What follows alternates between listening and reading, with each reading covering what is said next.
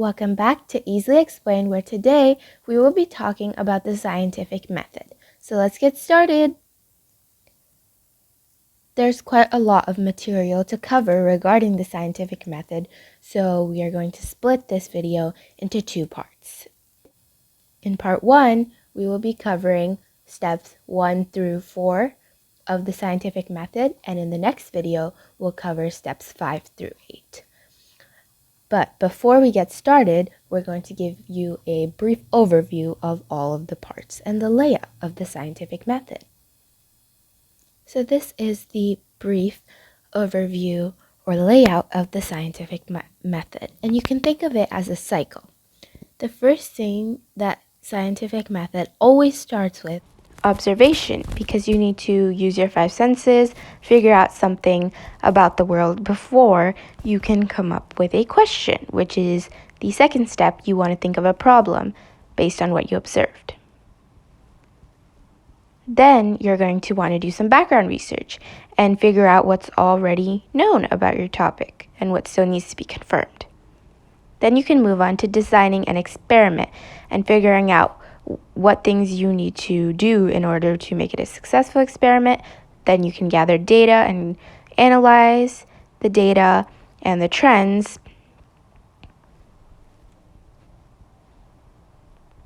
And preferably gather some more data and analyze more, because it's a process and you should always be retesting your data. Then you're going to do some more research based on what trends you found and try to explain some of those trends. And then eventually you're going to want to publish some sort of lab report or come up with some sort of formal piece that describes what you did. So the first step is to make an observation. And this is usually very easy. You're making observations in the world without ever realizing that you are. You're using your 5 senses, your eyes, your ears, your nose, your mouth, etc. And these are facts, not inferences. So for example, if I look over and I say that my desk is white, that would be an observation because I'm using my eyes to see that the desk is white, and there's no inference.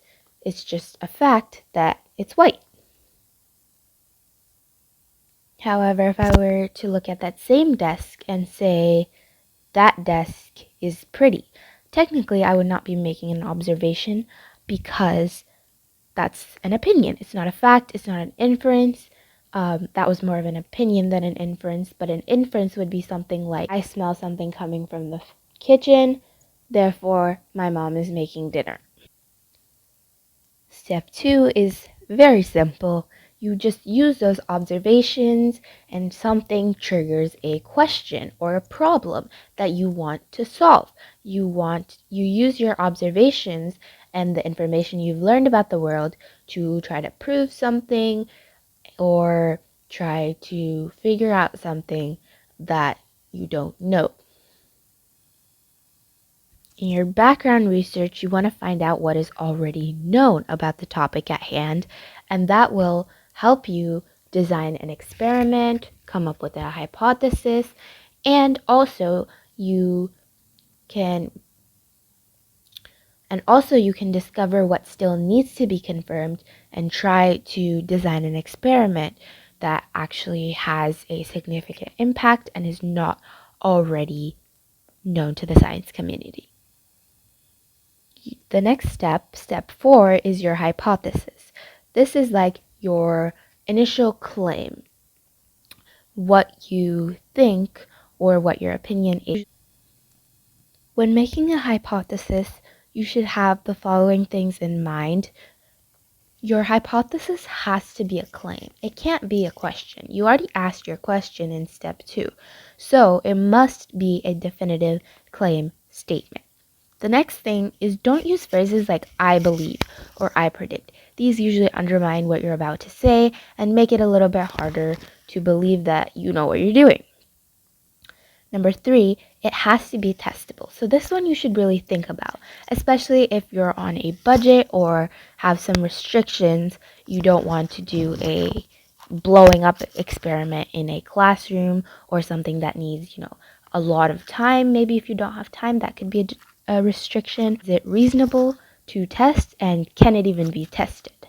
Because some things we haven't even figured out how to test yet.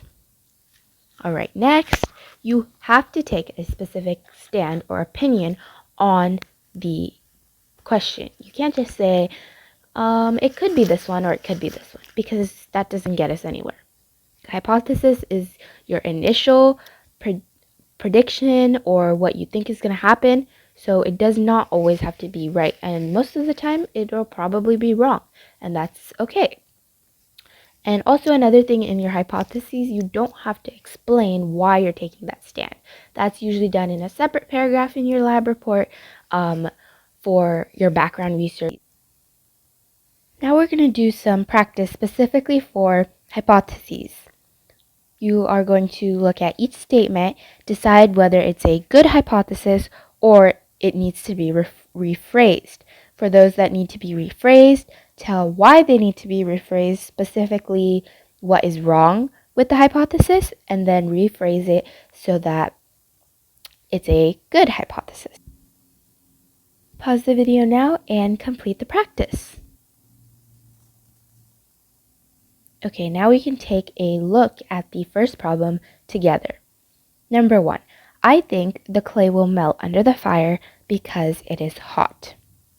So the first thing that we need to identify is whether the hypothesis is good or whether it needs to be rephrased. So I want you to take a look at these key phrases that show you that this hypothesis is not at its best yet. First, we have the I think phrase. This definitely does not need to be in the hypothesis. In fact, it makes the hypothesis much weaker. And then there's the because it's hot phrase. You do not explain in your hypothesis why the clay will melt under the fire. You just say it will melt under the fire, because your problem was probably, is the clay going to melt under the fire?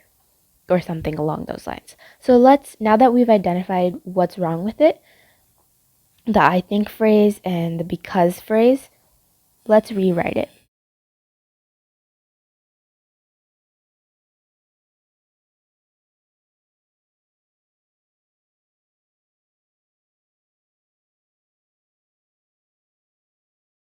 All right, now this is a good hypothesis. Why? Let's go through the mental checklist. It's written in a statement, not in a question, so that was already fine in the previous version. It is testable because you can melt clay under fire. It shouldn't be that big of a problem, but it can be tested. It physically can. It takes a specific stand. It doesn't say the clay will melt or it might not melt under the fire. It does not explain, and it doesn't use I think or I believe anymore. So now this hypothesis is good to go. All right, next one. Doing a job results in more money. All right, so let's go through the mental checklist again. It is written as a statement, not a question, so that's checked off. There is no I think, I believe, I predict, none of those. That's great. It is testable, because you can always take people who do a job or don't have a job and compare results. It does take a specific stand, so that's good, and it doesn't explain why. So that is fine the way it is, and keep in mind that hypothesis doesn't have to be correct. Just because it's a good hypothesis doesn't make it automatically correct. That's the reason why the scientific method, the rest of the steps are designing the experiment and running the experiment to see if the hypothesis is actually correct. But a good hypothesis and a correct one are not the same thing. All right, for the third one, baking soda or baking powder might be the reason that cake rises. So this whole or situation, This indicates not a very specific stand is taken. That is not a very great thing. Since this is not a yes or no question, you might not think of it as not taking a specific stand. It's not like baking soda might or might not be the reason, but the more variables you introduce, the harder it becomes to test. So it kind of falls into both categories of not taking really a specific stand and just making it harder to be tested. And you don't need that. You can just take one specific variable and test it, and then if that doesn't work, then you can move along to other variables that might then be the reason. So let's say baking soda is the cause of cakes rising. Also, another thing that comes with doing the or situation is this word might. And might is definitely not taking a specific stand and weakens your hypothesis because it might or might not. It might happen, it might not. So definitely not taking a specific stand. Congratulations! You are now an expert in the first 4 steps of the scientific method. We hope this video really helped, and we'll see you guys next time. Bye!